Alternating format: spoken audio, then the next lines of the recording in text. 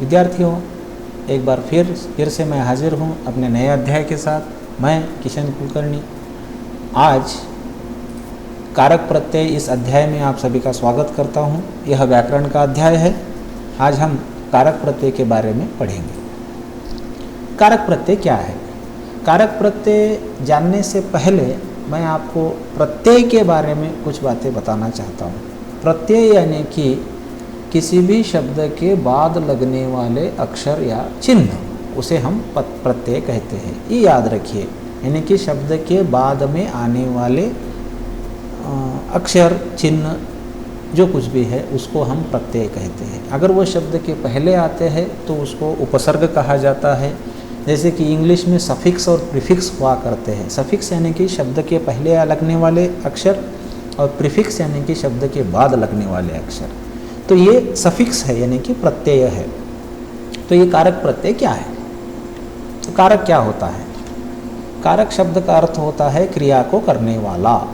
जब क्रिया को करने में कोई ना कोई अपनी भूमिका निभाता है तो उसे कारक कहते हैं। यानी कि कौन सी भी क्रिया अपने आप नहीं होती, उसको क्रिया को करने वाला एक होता है। क्रिया किसके ऊपर तो वो करता है, किसके द्वारा करता है, किसके लिए करता है, ये सारी बातें वहाँ पर होती है, वही कारक होते हैं।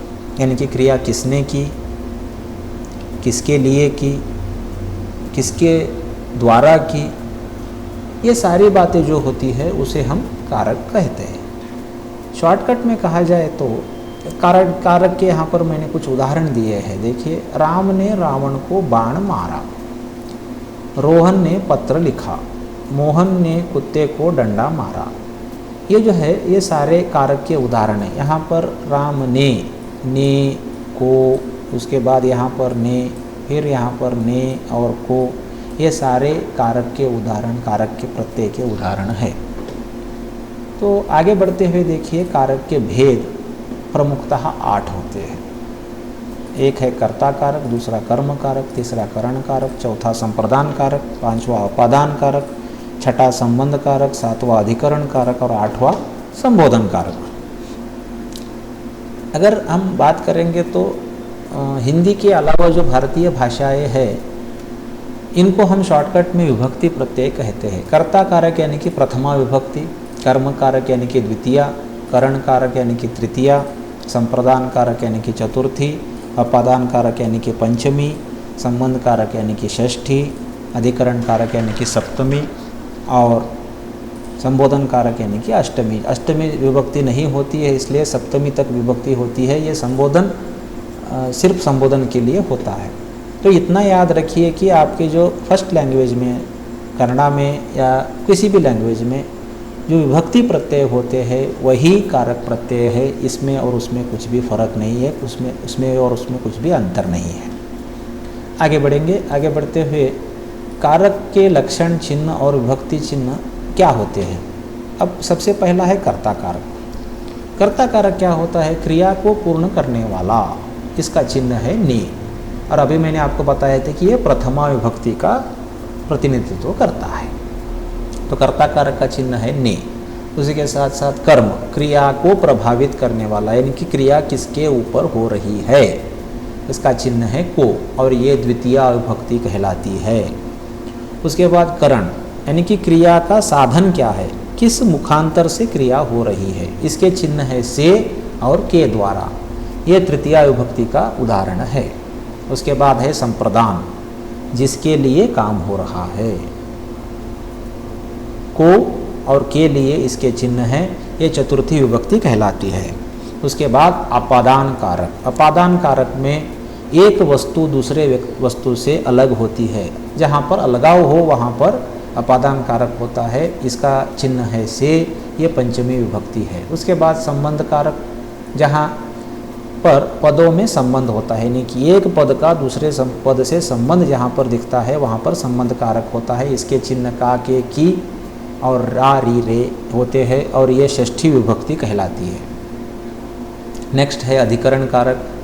क्रिया का आधार यहाँ पर दिखता है, यानी कि इसके चिन्ह है में और पर, एक के ऊपर, एक के अंदर, इसमें, उसमें, ये सारे अधिकरण कारक में आते हैं और ये सप्तमी विभक्ति कहलाती है। और अंतिमतः है संबोधन, किसी को हमको पुकारना है वहाँ पर संबोधन कारक होता है, हे, अरे, हो, ऐसे संबोधन यहाँ पर आते हैं। तो सबसे पहला जो भाग है हमारा प्रकार है कर्ता कारक, उसके बारे में हम चर्चा करेंगे। कर्ता कारक किसे कहेंगे? कर्ता कारक की विभक्ति ने होती है और ने विभक्ति का प्रयोग भूतकाल की क्रिया में ही होता है। कर्ता स्वतंत्र होता है, कर्ता कारक में ने विभक्ति का लोप भी हो सकता है। इसको पहचानेंगे कैसे? सिंपल है, वाक्य में कर्ता को किसने प्रश्न पूछकर आप कर्ता कारक को ढूंढ सकते हैं। अब उदाहरण के तौर पर देखेंगे, यहाँ पर देखिए राम ने पत्र लिखा, तो कर्ता कौन है यहाँ पर? राम। किसने पत्र लिखा? उत्तर आता है राम ने। तो यहाँ पर ने जो होता है, ये राम ने जो होता है, ये कर्ता कारक होता है। उसी प्रकार रमेश ने आम खाया, राजेंद्र ने पत्र लिखा, अध्यापक ने विद्यार्थियों को पढ़ाया, कृष्ण ने सुदामा की सहायता की। अब सुदामा की सहायता किसने की? तो उत्तर है कृष्ण ने। तो ने ये होता है कर्ता कारक। अब दूसरा प्रकार है कर्म कारक। किसी व्यक्ति या वस्तु पर क्रिया का प्रभाव पड़ता है, उसे कर्म कारक कहते हैं। इसका चिन्ह को होता है। अब इसे भी पहचानने का एक तरीका है, किसको प्रश्न पूछने के बाद हम कर्म कारक को ढूंढ सकते हैं। कैसे? अध्यापक छात्र को पीटता है। अध्यापक किसको पीटता है? छात्र को पीटता है। तो यहाँ पर यह है कर्म कारक। सीता फल खाती है, यहाँ पर को नहीं है, लेकिन फिर भी आप अगर सीता क्या खाती है ऐसा प्रश्न पूछते हैं तो फल आता है, ये भी कर्म कारक है। वैसे ही ममता सितार बजा रही है, राम ने रावण को मारा, फिर यहाँ पर को आया है, राम ने किसको मारा, गोपाल ने किसको बुलाया, कंस ने किसको मारा। ये सारे जो को आता है यहाँ पर, ये सारे कर्म कारक के उदाहरण है। यहाँ पर राम को बुलाओ ऐसा एक वाक्य है, किसको बुलाओ? तो राम को बुलाओ। माँ बच्चे को सुला रही है, माँ किसको सुला रही है? बच्चे को सुला रही है। तो ये जो बच्चे को है ये कर्म कारक होता है। आगे है करण कारक। करण कारक किसे कहते हैं? जिस साधन से क्रिया होती है उसे करण कारक कहते हैं, यानी कि क्रिया करने का जो साधन है उसे करण कारक कहते हैं। इसका विभक्ति चिन्ह से और के द्वारा होता है। जिसकी सहायता से कोई कार्य किया जाता है उसे करण कारक कहते हैं। इसको किसके द्वारा प्रश्न पूछकर भी आप पहचान सकते हैं। जैसे कि बच्चा गेंद से खेल रहा है, बच्चा किससे खेल रहा है? उत्तर आता है गेंद से, ये करण कारक है। बच्चा बोतल से दूध पीता है, बच्चा कैसे दूध पीता है? तो बोतल से। राम ने रावण को बाण से मारा, राम ने रावण को कैसे मारा? बाण से मारा। तो ये करण कारक होता है। सुनील पुस्तक से कहानी पढ़ता है, सुनील कहानी कहाँ से पढ़ता है? तो पुस्तक से, ये करण कारक होता है। कलम से पत्र लिखा है, पत्र कैसे लिखा है? कलम से लिखा है। तो ये कलम से करण कारक होता है। ये हो गया करण कारक। उसके बाद चौथा है संप्रदान कारक। संप्रदान कारक का अर्थ होता है देना। शॉर्टकट में सुन लीजिए, किसी भी वस्तु को दे देना यानी कि संप्रदान कारक। जिसके लिए कर्ता काम करता है उसे संप्रदान कारक कहते हैं। संप्रदान कारक में विभक्ति चिन्ह के लिए और को होता है। इसको किसके लिए प्रश्न पूछकर भी पहचाना जा सकता है। जैसे कि गरीबों को खाना दो। अब यहाँ खाना देने का जो काम है किसके लिए हो रहा है? गरीबों के लिए हो रहा है। मेरे लिए दूध लेकर आओ, दूध किसके लिए लाना है? मेरे लिए लाना है। माँ बेटे के लिए सेब लाई, तो माँ सेब किसके लिए लाई थी? बेटे के लिए। यानी कि यहाँ पर किसके लिए तो काम हो रहा है और देने का काम यहाँ पर हो रहा है। अमन ने शाम को गाड़ी दी, गाड़ी देने की क्रिया है लेकिन किसके लिए है? शाम के लिए है। तो ये सारे संप्रदान कारक के उदाहरण होते हैं। पांचवा प्रकार है अपादान कारक।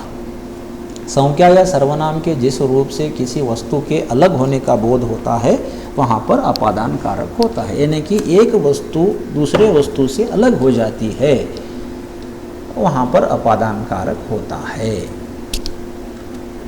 अब इसका विभक्ति चिन्ह होता है से और इसकी पहचान किससे?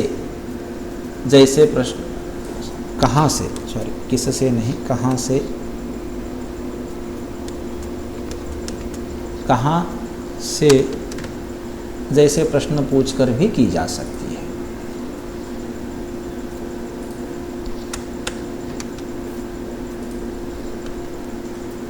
कहाँ से जैसे प्रश्न पूछकर भी की जा सकती है। अब उदाहरण के तौर पर देखिए,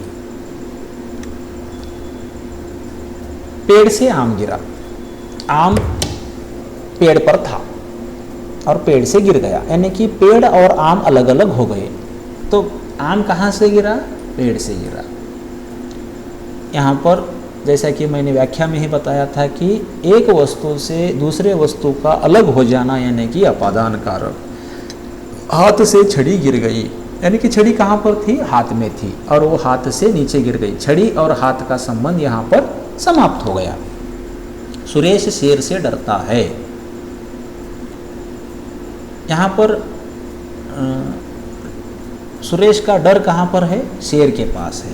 गंगा हिमालय से निकलती है।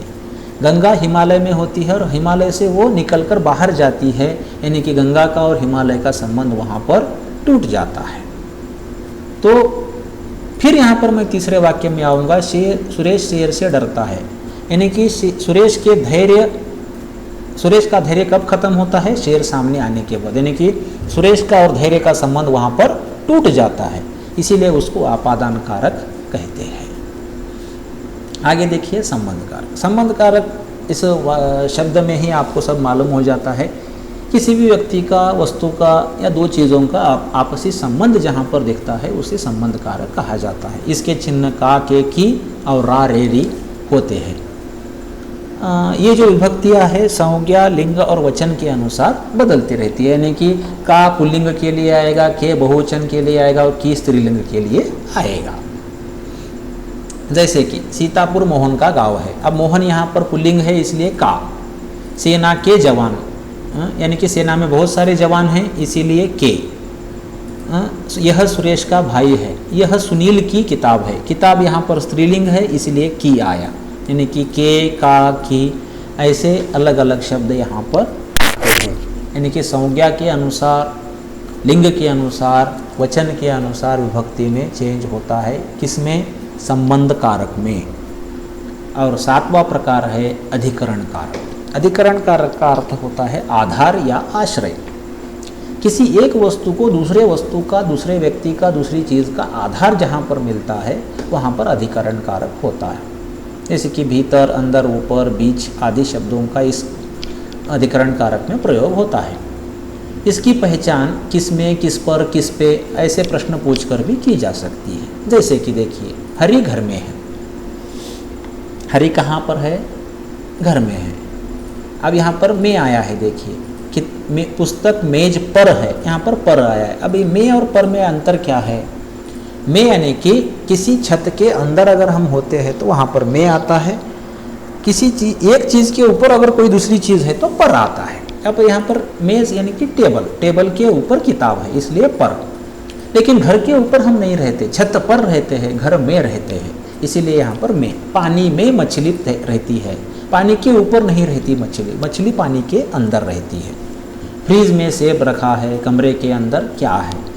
ऐसे सारे, ये जो सारे उदाहरण हैं ये अधिकरण कारक के उदाहरण हैं। और अंतिमतः जो आठवां प्रकार है उसे कहते हैं संबोधन कारक। संज्ञा या सर्वनाम के जिस रूप से बुलाने को या पुकारने का बोध होता है वहाँ पर संबोधन कारक होता है। इसकी पहचान करने के लिए आपको ये जो विराम चिन्ह है ये जहाँ पर आता है वहाँ पर संबोधन कारक होता है, इतना ही याद रख लीजिए। इसके चिन्ह होते हैं हे, अरे, अजी। अब जैसे कि हे ईश्वर रक्षा करो, अब ईश्वर के आगे यहाँ पर विराम चिन्ह लगाया गया है। अरे बच्चों शोर मत करो, यहाँ पर हे राम यह क्या हो गया, यहाँ पर विराम चिन्ह लगाया हुआ है। ये विराम चिन्ह जहाँ पर आता है वहाँ पर संबोधन कारक होता है। यहाँ पर हमारे कारक के 8 प्रकार समाप्त हो जाते हैं। लेकिन 2 बातें मैं अंतिमतः कारक के बारे में बताना चाहता हूँ। सबसे पहली बात है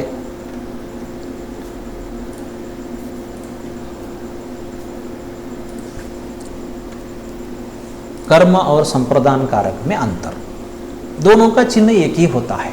दोनों कारक में कोई विभक्ति का प्रत्यय प्रयोग होता है। यहाँ पर से दोनों का चिन्ह को है, तो इसको पहचानेंगे कैसे? सिंपल है, कर्म कारक में क्रिया के व्यापार का फल कर्म पर पड़ता है और संप्रदान कारक में देने का भाव आता है। जहाँ पर क्रिया करने वाला किसी पर क्रिया कर रहा है वहाँ पर कर्म कारक होता है, और कोई व्यक्ति कुछ वस्तु किसी को दे रहा है वहाँ पर संप्रदान कारक होता है। राम ने रावण को मारा, कर्म कारक। मैंने उसको किताब दी, संप्रदान कारक, यानी कि किताब देने की क्रिया है, एक चीज़ को देने की क्रिया है, वहाँ पर संप्रदान कारक आता है। या मैंने बहन के लिए साड़ी खरीदी, तो के लिए वो भी है, मैंने बहन को साड़ी दी वो भी है, ये सभी संप्रदान कारक में आते हैं। अब जैसे कि यहाँ पर देखिए, विकास ने मोहन को आम खिलाया, मोहन ने सांप को मारा, राजू ने रोगी को दवाई दी, ये संप्रदान कारक है, ये कर्म कारक है। तो इसमें इतना ही अंतर होता है। और एक है करण और अपादान कारक में अंतर। करण और अपादान कारक के दोनों के ही चिन्ह से होते हैं, परंतु अर्थ के आधार पर दोनों में अंतर है। करण कारक में से का प्रयोग साधन के लिए होता है। साधन यानी कि एक जरिया, आप काम कर रहे हैं, सिंपल बात है, आप चलते जा रहे हैं, कैसे चलते हैं? पैर से चलते हैं, तो करण कारक हो गया। अपादान कारक में क्या होता है मालूम है? अलग हो जाना, यानी कि एक चीज़ दूसरी चीज़ से अलग हो जाना। पैर से चप्पल निकल गई, तो चप्पल और पैर दोनों का संबंध वहाँ पर समाप्त हो गया, अपादान कारक। पैर से चल रहे हैं, करण कारक, पैर से चप्पल चली गई, अपादान कारक। इतना ही इसमें अंतर होता है। इतनी सारी बातें याद रखिए। और एक बार मैं फिर रिकॉल करता हूँ, कारक प्रत्यय यानी कि आपके कन्नड़ा के या तेलुगु के या किसी भी लैंग्वेज के पहले फर्स्ट लैंग्वेज के विभक्ति प्रत्यय और कारक प्रत्यय दोनों सेम होते हैं। और प्रथमा से लेकर सप्तमी के लिए हमारे पास यहाँ पर कारक के नाम दिए गए हैं। उतना याद रखिए, दोनों में भी चिन्हों में कुछ भी अंतर नहीं होता, अर्थ में कुछ भी अंतर नहीं होता। और मैंने आपको 4 जो कारक होते हैं, यानी कि कर्ता, सबसे पहले कर्म और संप्रदान, और दूसरे करण और अपादान, दोनों के चिन्ह सेम होने पर भी वो कैसे पहचाने जा सकते हैं, इसके बारे में सविस्तर जानकारी दी है। यहीं पर हमारा कारक प्रत्यय पाठ समाप्त हो जाता है। धन्यवाद।